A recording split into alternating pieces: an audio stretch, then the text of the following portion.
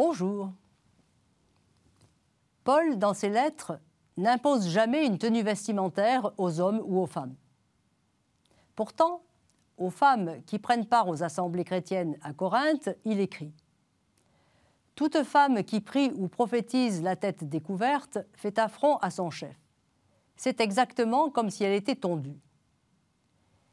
Si donc une femme n'est pas couverte, alors qu'elle se coupe les cheveux. Mais si c'est une honte pour une femme d'avoir les cheveux coupés ou tondus, qu'elle soit couverte. » Verset énigmatique. Une chose est claire. Paul reconnaît que les femmes peuvent prier et prophétiser dans les assemblées. Et cela au nom de l'égale dignité qu'elles ont dans le Christ avec l'homme. Quant à la manière de se présenter tête couverte, cela ne s'explique que par le contexte culturel. Dans le monde juif, la femme juive porte les cheveux longs. Autrement dit, elle a la nuque couverte, ce qui la distingue des esclaves qui portent les cheveux courts et des prostituées qui, elles, vont nuque dégagée. Elle porte des coiffures en fonction des lieux où elle vit. En fait, dans les sociétés méditerranéennes, la femme aux cheveux courts est semblable à la femme tondue, c'est-à-dire à une femme de mauvaise vie, qu'elle soit adultère ou prostituée. Et même, la femme aux cheveux courts est assimilée à l'homme.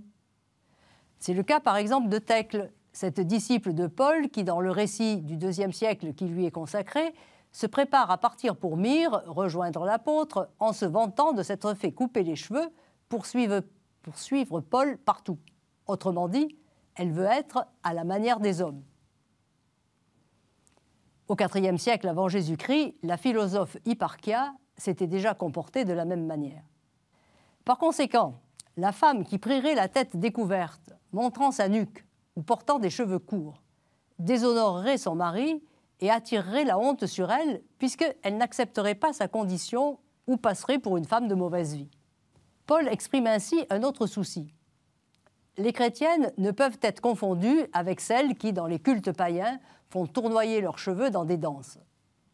Il veut éviter à tout prix que les chrétiennes soient assimilées aux femmes qui célèbrent le culte de Bonadea, par exemple.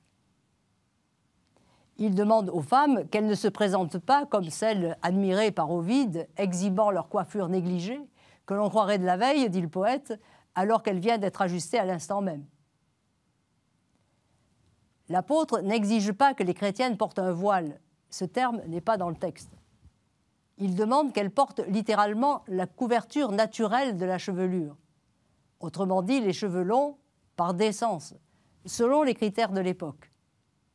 La chevelure lui a été donnée en guise de vêtement. À bientôt.